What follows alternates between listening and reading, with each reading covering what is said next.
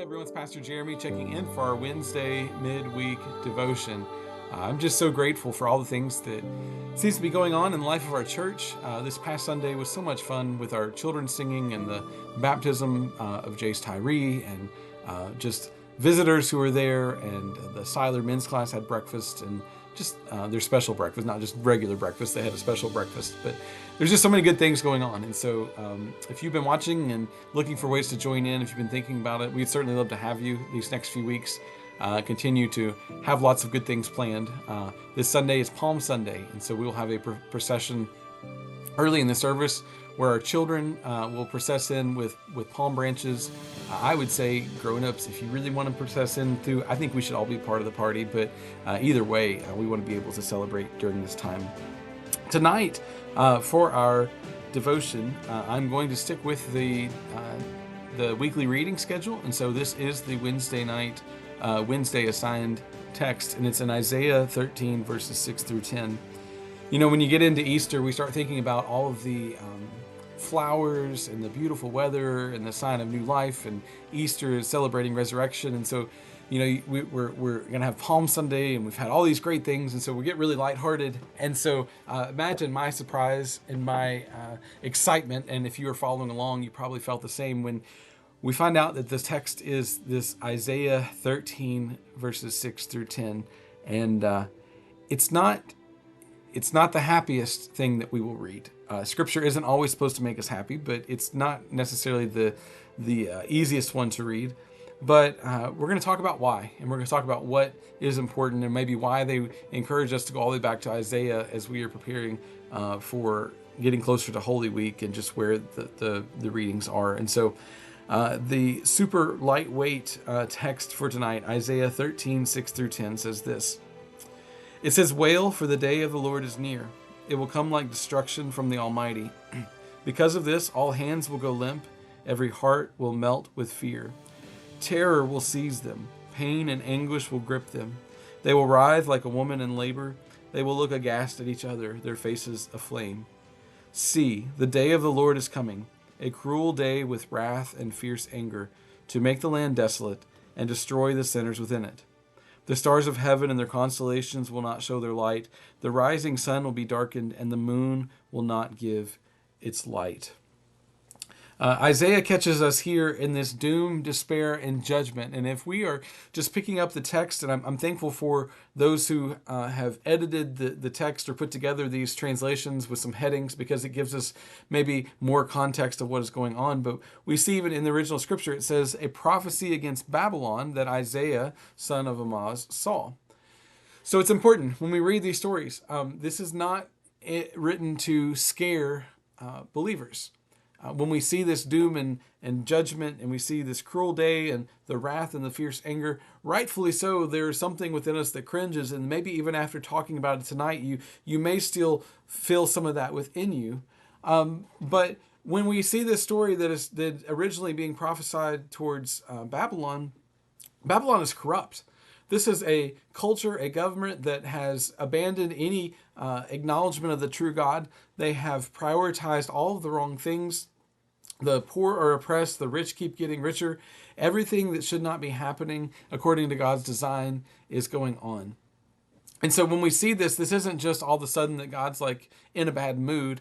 This is an abandonment of the relationships that we would have called out. And so it's important to know that, because when we see that this prophecy is being given, it's to people who have gotten so far off track that they are no longer in line with where God had designed for them to be. Part of the reason that this story is included, though, is because this last bit that I read, verse 10, where it says, "The stars of heaven and their constellations will not show their light. The rising sun will be darkened, and the moon will not give light." We're actually going to see in tomorrow's reading in Matthew chapter 24, where Jesus quotes this verse from Isaiah.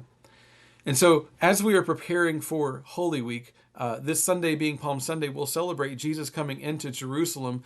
But Jesus is kind of building up, getting ready for a fight. Now, not a fight in the traditional way, because if Jesus wanted to come in full power and just take over things on earth, he could have done so. But Jesus is going to be processing in, and he's going into Jerusalem, and he is going to be dealing with a lot of folks who have gotten off track. The design of church, the way things have been done, were so far against the way that God had ordained. And so Jesus is going to come with a countercultural message.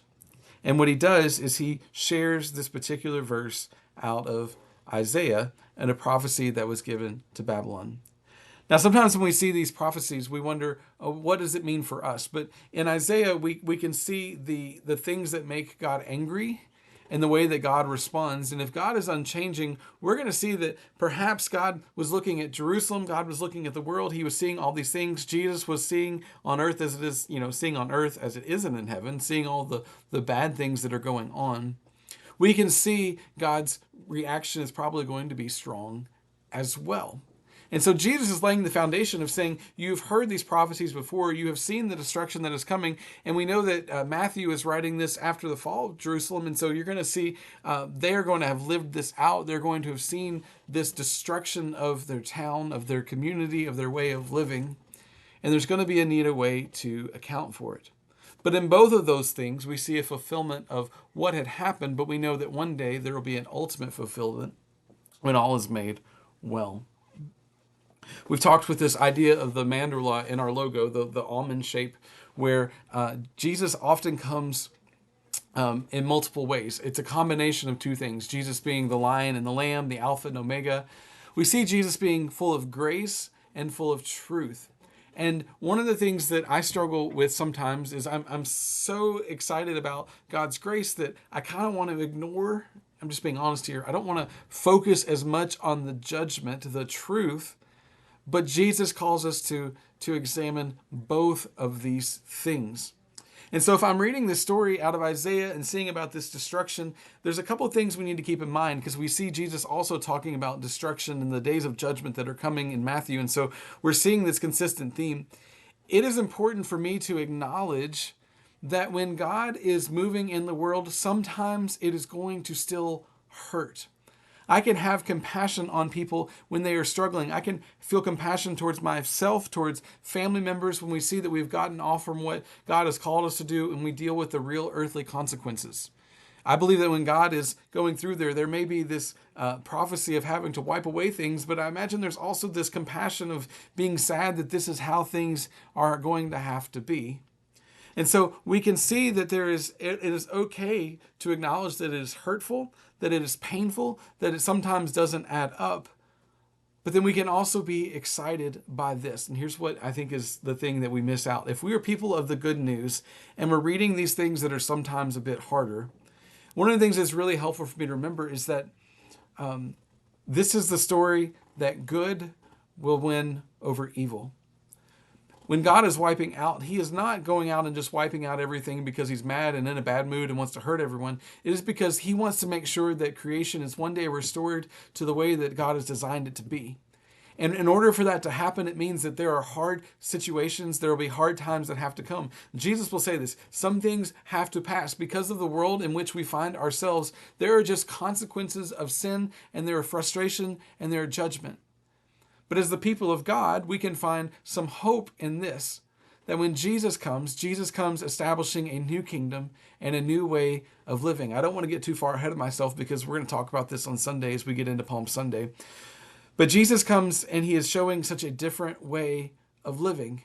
And so we can say, wow, this vengeful, this angry God does some things that I have a hard time understanding. And there are some things that make me question why.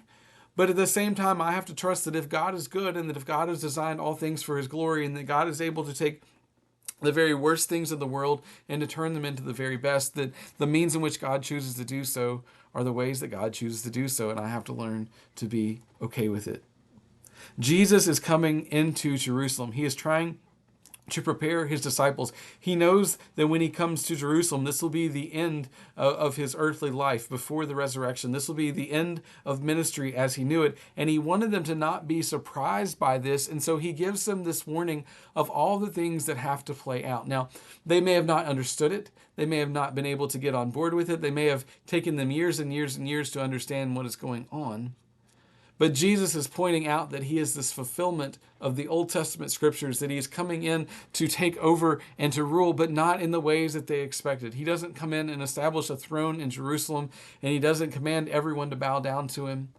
But he comes in a way that establishes a vision of peace, of love, of compassion, of grace.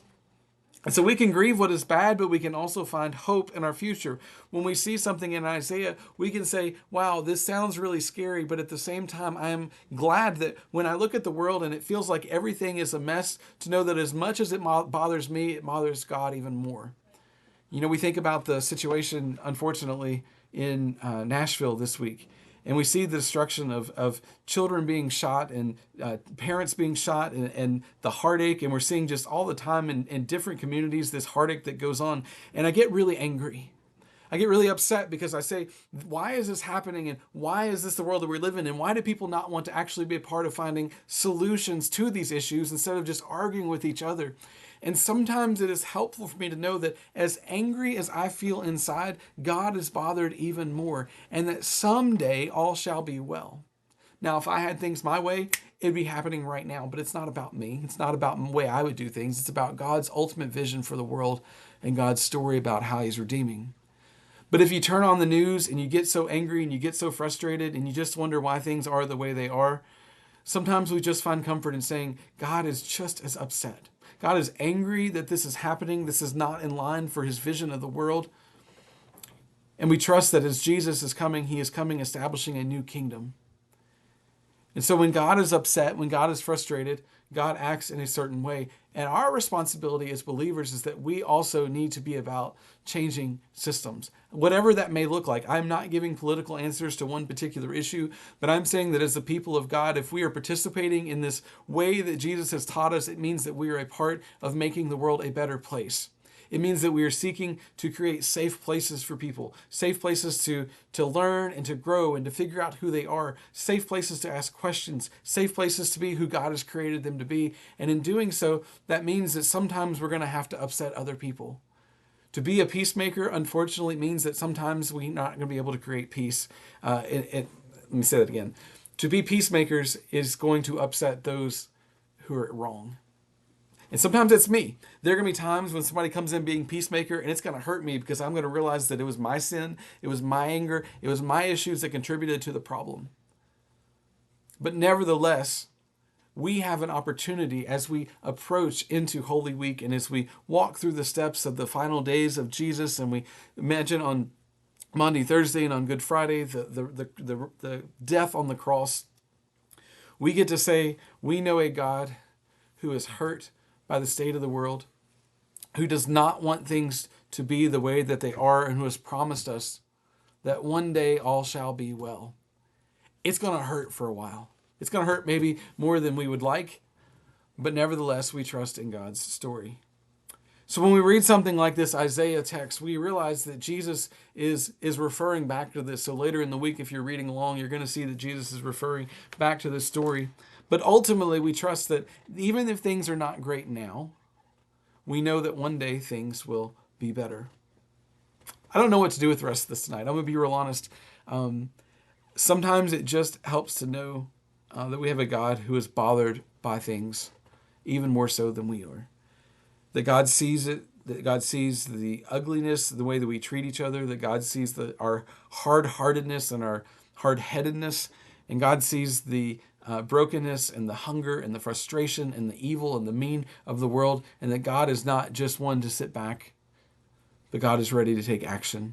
I believe that as the church, we get to be a part of that. Now, it's not for the sake of our own power. It's not for the sake of our own glory. It is only because we want to do what it is that God has created us to do. Jesus comes in and establishes this new way. We get to be a part of on earth as it is in heaven. And in order for things to be on earth as it is to heaven, it means that we also must seek to uproot the established systems that are causing these problems. That we work to do what is right. That's a very upbeat Wednesday night. I hope that you are having a great week wherever you are. I say that each week. I mean it each week. And as I said in the beginning, we would love to have you worship with us. This Sunday will be fun. every week, I've been here for several months now, and every week I find a new reason to be excited to be at church. And there's just a lot of positive energy. And so if you're looking to be around that, if you're just tired and worn out and needing something new, we would love to welcome you here. And so if you're traveling this week on spring break, I hope that you're staying safe. I know that many will be leaving this weekend or Sunday. And if you're out, we just pray for safe travels. If you're staying here, I hope that you stay safe as well. And hopefully we'll see you at church. And so have a great week, and we will talk to y'all soon.